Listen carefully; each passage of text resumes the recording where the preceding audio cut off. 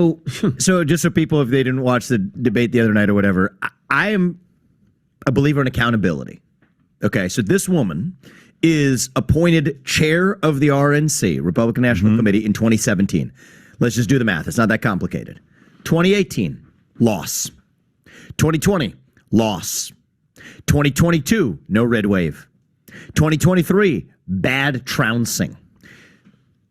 So insanity is expecting a different conclusion unless you're going to make a change. This is the person who's running the Republican National Committee.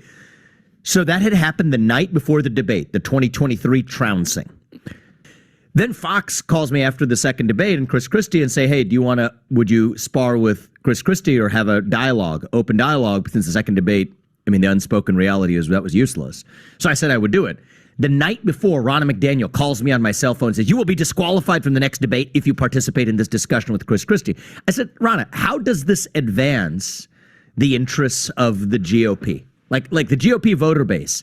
How is the GOP voter base better off if we hear less debate between the candidates? Explain that to me.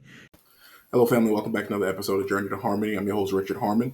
Today, I want to talk about the feud that's going on between Vivek Ramaswamy and Ronna Mcdaniel. Ronna Mcdaniel is the chair of the Republican National Committee, and Vivek is going after her recently, saying that there's accountability and a need overall for her to possibly step down or lose her job.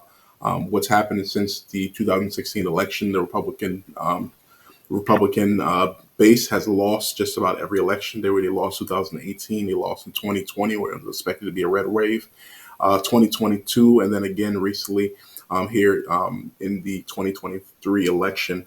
What happened was that the spending overall, like Kentucky is known to be a red state, and the Republicans were outspent handily in that race as well as in Virginia. And people are kind of wondering if the Republican National Committee is losing on purpose. And this is kind of what's going on. So go ahead and play a little bit more of this particular video with Vivek Ramaswamy. I'll come back and talk about it just after that. But regardless, that raised some of my recent sparring with her in public. But this has nothing to do with me and her. What happened on the night before the debate was the Republican Party nationally got trounced. And everybody, if destroyed, Kentucky, totally destroyed. Everybody. Virginia, I mean, kind of Ohio, you just go, these are red states, okay? Kentucky and Ohio, certainly. And so I'm walking in, this is the morning after that trouncing. This is the chairwoman of the Republican National Committee. She's coming, she's like, hey, how are you? I'm like, I'll give you a handshake. She's like, how you doing? I said, not that well, given that last night didn't go very well. She says, what happened last night? Like oblivious. Is she saying it jokingly? No, she's saying it almost angrily, right? Because I was like, the last night didn't go well. So she's challenging me. She says, well, what happened last night? Oh, okay. Like, what happened last night? I don't know what happened last night. Tell me what happened last night. Yeah. And I'm just like, this is the person who's accountable for running the Republican Party. I said, we lost the election. She said, we have nothing to do with that. Really? I run the National Party. These are state races. We have nothing to do with that. So where's and then says and then starts to like escalate her voice and says, I refuse to fall on the sword for this one. I refuse to fall on the sword for this one. This is not my fault. And it's all right, perfect. So we heard there just a little bit about what Vivek thought about Ronna Mcdaniel. So eventually what happens is Ronna goes on to the Fox News and she speaks with Laura Ingraham.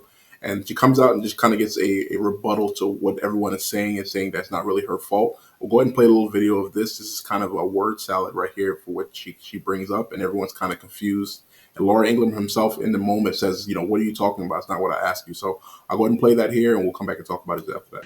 Vivek and others are saying that under your leadership, Republicans have lost election after election, and positing the question, why should you retain your job given the track record of the party under your leadership? And to that, what do you say?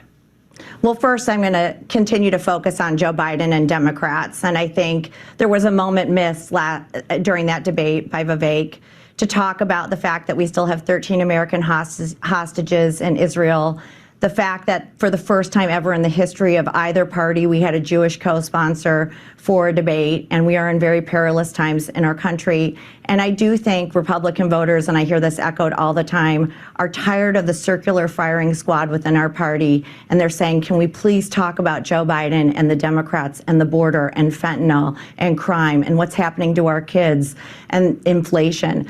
But I'll definitely defend my record as chair. Listen, yeah, I mean, Ronna, I agree with you. Let me just say, I mean, all that you just said, I couldn't agree with more.